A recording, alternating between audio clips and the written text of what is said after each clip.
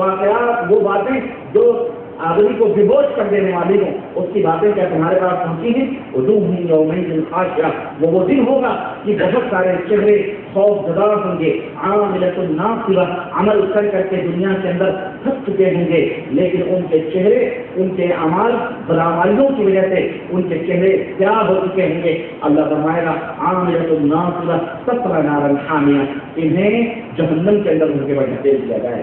وہ وجوہ یومئذ ناعمہ، اور اسی دن کچھ ایسے بھی چہرے ہوں گے جو بالکل خوشی اور مسرت سے چمک رہے ہوں گے. لسعیہا راضیہ، جس دنیا کے اندر انہوں نے اللہ اور اس کے رسول کی فرمانبرداری کی ہوگی اس سے راضی اور خوش ہوں گے. اللہ اکبر. تو یہ کچھ چہرے ایسے ہوں گے جو قیامت کے دن کیا ہو جائیں گے. کچھ چہرے ایسے ہوں گے جو قیامت کے دن ان کے چہروں سے روشنی اور نور پھوٹیں گے. تو وہ دن ہوگا میرے عزیزو، میدان محشر برپا ہوگا. اللہ تبارک و تعالیٰ عرش کے اوپر جلوہ فرما ہوگا، اور وہاں ایک ہی موقف نہیں ہوگا میدان محشر میں، کئی مواقف ہوں گے، کئی مناظر ہوں گے، ہزاروں مناظر، ہزاروں مواقف ہوں گے. جیسے آپ دنیاوی طور پر قیاس تو نہیں کر سکتے، لیکن مثال کے طور پر میں آپ کو یہ بات بیان کروں کہ جس طرح آپ کچہریوں یا عدالتوں کے اندر جاتے ہیں، کچہریوں کے اندر جاتے ہیں، کس طرح سے سینکڑوں لوگ کچہریوں کے اندر، کوئی اس ٹیبل پر جا رہا ہے، کوئی اس ٹیبل پر جا رہا ہے، کوئی ادھر دفتر لے کے گھوم رہا ہے، کوئی ادھر فائل لے کے دوڑ رہا ہے، کوئی اس کے پاس، کوئی وکیل کے پاس، کوئی پولیس کے پاس، کوئی سفارشی کے پاس، کوئی گواہوں کے پاس. ذرا دیکھو ایک کچہری جس کو ہم کہتے ہیں کھچ کھچ ہوتی ہی وہ زمین ہوتی ہے. ہر آدمی کوئی کسی کیس میں پھنسا ہوا ہے، کسی کو قتل کا کیس ہے، کسی کو زمین کا مقدمہ ہے، کسی کو سائبر جہاد کے مقدمے ہے، کسی کو کسی نے مارا ہے، کسی کو زمین علاج کرانی ہے، کسی کو کوئی چیز رجسٹریشن کرانی ہے، کسی کو ضمانت دینی. مختلف مواقع جس طرح ایک کچہری میں ہم دیکھتے ہیں کہ ہر ایک اپنے اپنے فکر میں مشغول نظر آتا ہے، کوئی کسی کا پرسان حال نہیں ہوتا. بعین ہی اسی طرح سے میدان محشر میں ہر ایک اپنی اپنی نفسی کے عالم میں ہوگا. کیا نبی، کیا رسول، کیا صالحین، کیا بزرگان دین، کیا اولیاء، کیا نیکوکار، کیا بدکار، سب کی اپنی اپنی شان ہوگی، سب اپنے اپنے حالات میں مشغول ہوں گے. کوئی کسی کی طرف نظر اٹھا کر کے نہیں دیکھے گا، نہ کوئی کسی کا پرسان حال ہوگا. اللہ عز و جل نے اسی حقیقت کو قرآن کریم میں یوں بیان کروایا ہے. یوم یفر المرء من اخیہ وامہ وابیہ وصاحبتہ وبنیہ لکل امرئ منہم یومئذ شأن یغنیہ. کہ وہ دن ہوگا جس دن بھائی سے بھاگے گا، بھائی سے دور بھاگے گا. وہ دن ہوگا کہ آدمی اپنے ماں اور اپنے باپ سے دور بھاگے گا. وہ دن ہوگا کہ آدمی اپنے بیوی اپنے بچوں سے دور بھاگے گا، بیوی بچے اس سے دور بھاگیں گے، ماں اور باپ اپنی اولاد سے دور بھاگیں گے، بھائی سے دور بھاگے گا.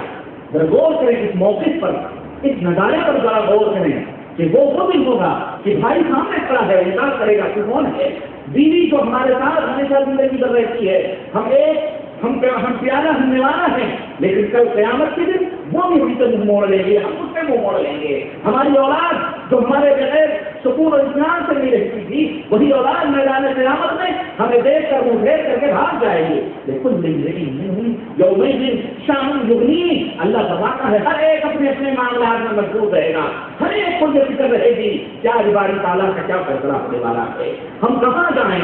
آپ کو ایک نیکی کی کمی پڑے گی، ایک نیکی کی. اللہ فرمائے گا جا بندے ایک نیکی لے کے آ جا، ہم تجھے جنت میں ڈال دیں. تم اپنے ماں کے پاس جاؤ گے، اماں تم نے ہمیں اپنی شادیوں سے دور کھلایا ہے، ایک نیکی دے دو میری ماں تاکہ مجھے اللہ جنت میں ڈال دے. لیکن تمہاری ماں کہے گی بیٹے اسی ایک نیکی کی مجھے بھی تلاش ہے، تو مجھے ایک نیکی دے دے نا جنت میں.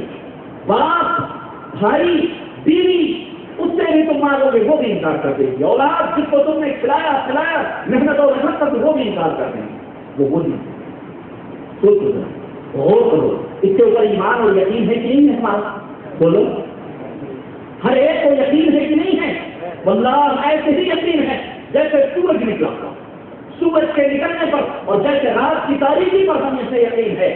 ایک مسلمان مومن اسی شکل میں ہو سکتا ہے جب اسے ان باتوں کا بعین ہی اسی طرح یقین اس دن چاہتا ہے. اس دن کوئی کسی کی پریشانی نہیں، اس دن کوئی کسی کا کام نہیں ہے. اللہ رب العزت اللہ ہو. اما عائشہ صدیقہ رضی اللہ تعالیٰ عنہ نبی کریم صلی اللہ علیہ وسلم سے پوچھتی ہے اللہ کے نبی حشر کا جب میدان ہوگا تو اس میدان میں لوگ کیسے اٹھیں گے، کیسے حشر ہوگا، حشر کیسے جمع کرنے، حشر یحشر کے معنی جمع ہونا، جمع کرنا، محشر جمع ہونے کی جگہ، اکٹھا ہونے کی جگہ، جیسے ہم اور آپ یہاں جمع ہیں اسی کو حشر، اسی کو محشر کہتے ہیں۔ ایسے ہی محشر جہاں سب کے سب جمع ہوں گے، شرق غرب دنیا بھر کے، اور جب سے آدم سے لے کر اور قیامت تک آنے والے جتنے بھی انسان ہوں گے سب جمع ہوں گے۔ اتنا بڑا میدان ہوگا، اللہ تبارک و تعالیٰ وہاں سب کو اکٹھا کرائے گا، اور ایسی زمین ہوگی جس میں کوئی نشے و قرار نہیں، بالکل چکر میدان کی طرح، جیسے کہ چکر میدان جہاں کوئی نشے و قرار نہیں، جہاں کوئی بیٹھا نہیں۔ یہ زمین بدل دی جائے، یہ زمین تانبے کی ہو جائے، اس کو بدل دیا جائے، اور اللہ تبارک و تعالیٰ وہاں جمع ہونے کا کام کرے۔ سب انبیاء حضرت آدم سے لے کر نبی کریم صلی اللہ علیہ وسلم تک، اولیاء، صالحین، بزرگان نیکوکار، علماء، شہداء، سب جمع ہونے لگے۔ نیکوکار، سرکار، حامان، شداد، فرعون، قارون، ظالم و ظالم، بادشاہ، حکمران، اللہ کے نبی فرماتے ہیں عائشہ یہ سارے کے سارے مادردار نہیں ہوئے۔ اللہ کیسے ہوں گے؟ مرد، عورت، بیوی، بچے سب مادردار ننگے ہوئے، مادردار ننگے، ایک دھاگا بھی ان کے جسم پر نہیں ہوگا، اور سب بغیر خطرے کے ہوں گے۔ عائشہ بیوہ کہنے لگی اللہ کے نبی اگر لوگوں کی یہ حالت ہوگی تو پھر لوگ ایک دوسرے کو دیکھ کر کے شرم نہیں کریں گے، حیا نہیں آئے گی۔ اللہ کے نبی نے فرمایا کہ عائشہ وہ دن ہوگا کہ لوگوں کو اپنے سوا کسی کی فکر ہی نہیں ہوگی، آنکھیں کھلی ہوئی ہوں گی لیکن شاخ کتنا کھا رہا، نگاہیں ان پر کو چڑھی، لوگ اپنے کتینوں میں ڈبکیاں لگاتے ہیں، یہ کچھ لوگوں کے پسینے کمر تک، کچھ لوگوں کے پسینے گھٹنوں تک، کچھ لوگوں کے پسینے پیڑھیوں تک، اور کچھ لوگ ایسے ہوں گے جن کے پسینوں کے منہ کے اندر لگام وہ بھی ہیں۔ عبداللہ بن عباس رضی اللہ تعالیٰ عنہ فرماتے ہیں کہ میدان محشر میں اتنی بھیڑ ہوگی، اتنی بھیڑ ہوگی کہ لوگ ایک دوسرے کے قدم پہ قدم رکھ کے کھڑے ہوں گے، ان کو خبر ہی نہیں ہوگی ہم کہاں ہیں، اور سورج کڑا میں میری کے فاصلے پر ہوگا، میرے پر ہوگا، لوگ پیاس کے بے چین دیکھ رہا ہوں۔ میں عرض کروں ایک موقع نہیں میرے بھائی کو، ہزاروں مواقع میدان محشر میں، ہزاروں مواقع، ہزاروں مناظر، اور عجیب و غریب بن جاتا یہ میدان محشر ہوگا، لوگ بلبلا رہے ہوں گے، چیخ رہے ہوں گے، ہزاروں مواقف ہیں، ہزاروں مناظر ہیں، میں ان کا اگر ذکر کروں تو صرف میدان محشر کا تذکرہ ہی کرتا ہوں، میں رات گزر جائے گی ختم ہونے والی، لیکن میں آج میرا موضوع یہ تھی، آج میرا موضوع انہی ہزاروں مواقف میں سے ایک موقف کو میں نے چنا، ایک موقف کا میں نے انتخاب کیا ہے، اور انشاءاللہ اسی ایک موقف پر ہماری گفتگو ہوگی۔ وہ تمام مواقف میں جو بڑے ہی حیران و شدت کر دینے والے، اور تمام مواقف میں جو بڑے ہی پریشان کن اور بڑے ہی حیران کن مواقف ہوں گے، ان تمام مواقف میں سب سے خطرناک موقف ہے جو میں نے منتخب کیا، بڑا ہی ڈینجر، بڑا ہی خطرناک موقف ہے وہ، اور وہ موقف کیا ہے؟ وہ موقف ہے اللہ عز و جل کے سامنے کھڑا ہوں، وہ مالک جس نے تمہیں ہمیں ایک حقیر سے خطرے سے پیدا کیا، اور جس نے ماں کے پیٹ میں 9 مہینے تک ہمیں روزیاں دی ہیں، روح ڈالی ہے، گوشت اور پوست اور ہڈیاں اور آنکھ اور ناک اور سب کچھ اس نے بنایا ہے، اور دنیا میں پیدا کر کے اس نے ہزار نعمتیں ہمیں تمہیں عطا فرمائی ہیں۔ ان تعدوا نعمت اللہ لا تحصوها، اگر ان نعمتوں کو شمار کرنا چاہو، زمین کے اوپر اگے ہوئے درختوں کے کم بنا لو، بہتے ہوئے سمندروں، نہروں، دریاؤں، کنووں اور گڈھوں کی پانیوں کو روشنائی بنا لو، یہ ختم ہو جائیں گے رب کی نعمتوں کا شمار کرنا۔ اللہ تبارک تعالیٰ نے اتنی عجیب نعمتیں ہمیں عطا فرمائیں۔ میرے عزیزوں، اس رب کے سامنے سے مقابلہ، آج تم اپنے مدیر کے سامنے کھڑے ہوتے ہو جو تمہیں چند ٹکے مہینے تنخواہ دیتا ہے، کہیں کوئی خطا ہوئی ہوتی ہے، مدیر نے آواز دی تو تمہیں وہ غلطی فوراً یاد آ جاتی، پتہ نہیں ہم سے یہ غلطی، یہ پتہ نہیں ہماری زندگی کیا ہو کیا نہ ہو، ڈسمس کر دے ہم کو، ریجیکٹ کر دے ہم کو، صبر لگا دے، تمہارا کبھی اقامہ نہ جائے تو کبھی نہیں چھوٹا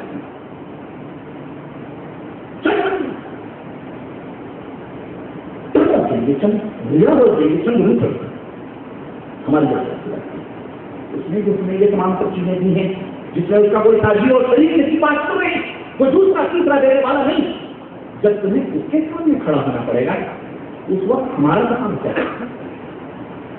اور یہ سب نہیں کھڑے ہوں گے، یعنی میں آپ کو سب نہیں کھڑے، سب نہیں، بلکہ میں بتاؤں گا کون کھڑا کون کھڑا۔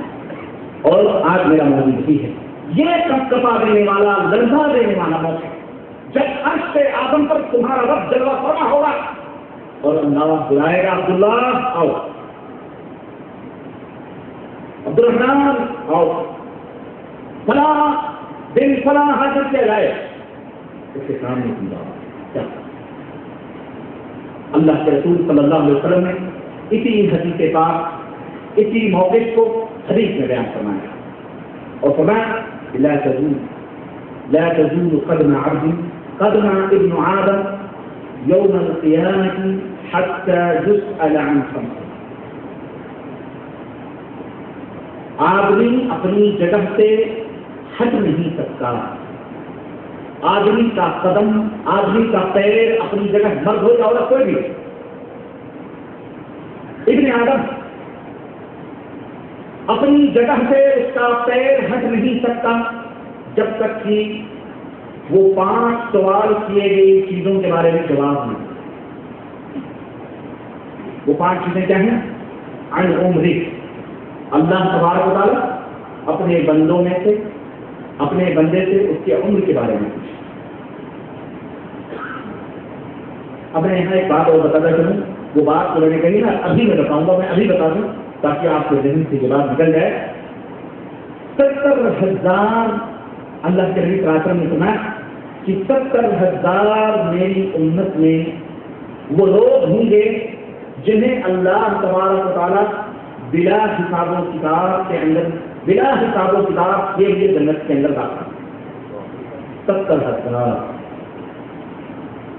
بلا حساب۔ صحابہ کرام کے سامنے جب اللہ کے رسول صلی اللہ علیہ وسلم نے یہ بات رکھی اور اس سے چلے گئے تو بہت سارے صحابہ کہنے لگے یہ وہ 70,000 ہوں گے جو ہجرت سے پہلے مسلمان ہوں۔ کچھ لوگوں نے کہا نہیں، بلکہ جن کی پیدائش بھی مسلمان اسلام میں ہوئی۔ کچھ لوگوں نے کہا نہیں، یہ وہ لوگ ہوں گے انصار میں سے ہوں گے، اہل مدینہ ہوں گے۔ کچھ لوگوں نے کچھ لوگوں نے لوگوں نے کچھ۔ جب یہ 3 سال دوبارہ مجلس میں تشریف لائے تو پوچھا تم لوگ کن چیزوں کے بارے میں آپس میں گفتگو کر رہے ہو؟ تو انہوں نے بتایا کہ ہم یہ کہہ رہے تھے، ہم یہ کہہ رہے تھے، ہم یہ کہہ رہے تھے۔ اللہ کے رسول صلی اللہ علیہ وسلم نے فرمایا نہیں، 70,000 تعداد ان لوگوں سے ہوگی جو اللہ تبارک و تعالیٰ کے اوپر اتنا توکل اور اتنا بھروسہ کرتے ہیں، جو نہ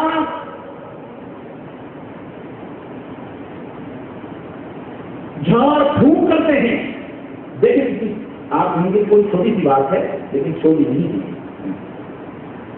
نہ جھاڑ پھونک کرتے ہیں، نہ جھاڑ پھونک کرواتے ہیں۔ اب آپ سوچیں ان کے توکل کا حال ہے۔ جو شخص یہ بھی ناپسند کرتا ہو وہ 24 گھنٹے پلیتے کی طرف نظر اٹھا کے بیٹھے گا، وہ اللہ کے سوا غیروں کی طرف نظر اٹھا کے بیٹھے گا۔ اللہ کے نبی نے حد بتلائی، نہ وہ گھوڑے گدواتے ہیں، نہ وہ جھاڑ پھونک کرواتے ہیں، نہ کرتے ہیں۔ یہ وہ لوگ ہوں گے 70,000 ان میں سے ہوں گے جنت۔ حضرت عکاشہ بن محصن رضی اللہ تعالیٰ عنہ کھڑے ہوئے، ہم نے کہا کہ اللہ کے نبی دعا کر دیجیے میں انہیں میں سے ہو جاؤں۔ اللہ کے نبی نے کہا تم انہیں میں۔ اللہ ایک دوسرے صحابی کھڑے ہوئے، میں اللہ کے نبی میرے لیے ہی دعا کر دیجیے۔ آپ نے فرمایا عکاشہ تم سے سبقت مانگے، بازی مانگے، عکاشہ تم سے بازی مانگا۔ یہ وہ لوگ ہوں گے جو بنا حساب و کتاب ان کی صفات کے ہوں گے۔ اللہ کے نبی نے فرمایا بنا حساب و کتاب کی جنت میں ہے۔ ان کے علاوہ جو مومنین ہیں 70,000، وہ لوگ اللہ کے رب العزت کے سامنے کریں، ان کا تو حساب و کتاب ہی نہیں ہوگا، وہ تو بغیر حساب و کتاب نہیں ہوگا۔ ان کے علاوہ جو لوگ ہیں اللہ تبارک و تعالیٰ کے سامنے کھڑے ہوں گے، اللہ ان سے ان کے عمر کے بارے میں پوچھے گا، کسی میں اپنا اے بندے ہم نے تجھے عمر عطا فرمائی تھی، اس عمر کو تم نے کہاں خالی کیا، کہاں گنوایا، کیسے گزاری تم نے یہ عمر؟ 20 برس کی، 40 برس کی، 30 برس کی، 60 برس کی، 100 برس کی، 150 برس کی، 200 برس کی، جتنی بھی زندگی اللہ تعالیٰ نے دی تھی اس کو تم نے کہاں؟ نمبر 1 وعن شبابه فيما ابلاه، اللہ اس جوانی کے بارے میں پوچھے گا کہ میں نے تمہیں جوانی عطا کی تھی، اسے کہاں پرانی کیا تم نے، اس کو کہاں تم نے صرف کیا اپنی جوانی کو؟ وعن ماله من اين اكتسبه، اللہ تبارک تعالیٰ پوچھے گا جو مال تم نے کمایا تھا وہ کیسے کمایا تھا، تم نے کہاں سے کمایا؟ کتنے سوال ہوگی یہ؟ 3۔ چوتھا سوال ہوگا وفیما انفقه، جو مال تم نے کمایا تھا کہاں سے کمایا تھا؟ اور 5واں ہوگا، چوتھا ہوگا خرچ کہاں کیا تھا؟ وہ لسٹ پیش کی جائے، وہ نرخ بھی پیش کیا جائے، وہ فاتورہ پیش کرو، تم نے جو مال کمایا تھا کہاں سے کمایا تھا اور کہاں تم نے اس کو خرچ کیا تھا۔ وَمَاذَا عَمِلَ فِيمَا عَلِمَ، اور جو علم تم کو دیا گیا تھا، جو علم تم کو حاصل ہوا تھا، اس علم پر تم نے عمل کیا، وہ اس علم پر تم نے عمل کیا، کتنا کیا؟ میرے عزیزوں، میرے بھائیوں، یہ 5 سوالات ہیں جو لازمی ہوں گے، اور کیسے ہوں گے سنو بھی۔ کیسے اللہ تبارک تعالیٰ کے سامنے تمہیں کھڑا ہونا پڑے گا؟ اللہ تبارک تعالیٰ، اللہ کے نبی فرماتے ہیں، حضرت عدی ابن حاتم کے بیٹے عدی وہ اس حدیث کے راوی کہتے ہیں کہ نبی کریم صلی اللہ علیہ وسلم نے فرمایا کہ ما منکم من احد الا سيكلمه الله ليس بينه وبينه ترجمان، کہ تم میں کا کوئی بھی ایسا آدمی نہیں ہوگا جس سے کہ اللہ تبارک و تعالیٰ اپنے سامنے کھڑا کر کے سوال نہ کرے، اللہ اور اس کے درمیان کوئی تیسرا ترجمان ٹرانسلیٹر۔ کتنی کھلی ہوئی بات ہے یہ، کتنی واضح بات ہے کہ تمہیں اللہ تبارک و تعالیٰ کے سامنے کھڑا ہونا پڑے گا، اللہ اور تمہارے درمیان کوئی تیسرا ٹرانسلیٹر ترجمہ کرنے والا نہیں ہوگا۔ تم کسی بھی زبان کے دنیا کے اندر بولنے والے ہو، وہاں تمہاری زبان شامل ہو جائے۔ وہ بندہ جب اللہ کے سامنے کھڑا ہوگا اور اس کے درمیان اور اللہ کے درمیان کوئی ترجمان نہیں ہوگا، فَيَنْظُرُ أَيْمَنْ مِنْهُ أَيْمَنَ مِنْهُ فَلَا يَرَى إِلَّا مَا قَدَّمَ، جب اپنے داہنی طرف نظر اٹھا کر کے دیکھے گا کہ کوئی سفارشی نظر آ رہا ہے کہ نہیں آ رہا ہے، اللہ کے نبی فرماتے ہیں جب داہنی طرف دیکھے گا تو اسے اس کے اعمال نظر آئیں گے۔ وَيَنْظُرُ أَيْسَرَ مِنْهُ فَلَا يَرَى إِلَّا مَا قَدَّمَ، اپنی بائیں طرف دیکھے گا تو وہاں اس کے اعمال ہیں، دائیں بھی اس کے اعمال، بائیں بھی اس کے اعمال۔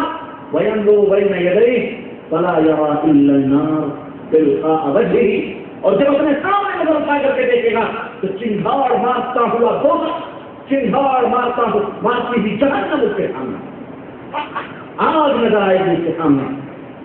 تب اللہ کے نبی فرماتے ہیں فاتقوا النار، اے میری امت کے لوگوں اس آگ سے بچو، ولو بشق تمرۃ، بھلے کھجور کے ایک ٹکڑے ہی کے ذریعے۔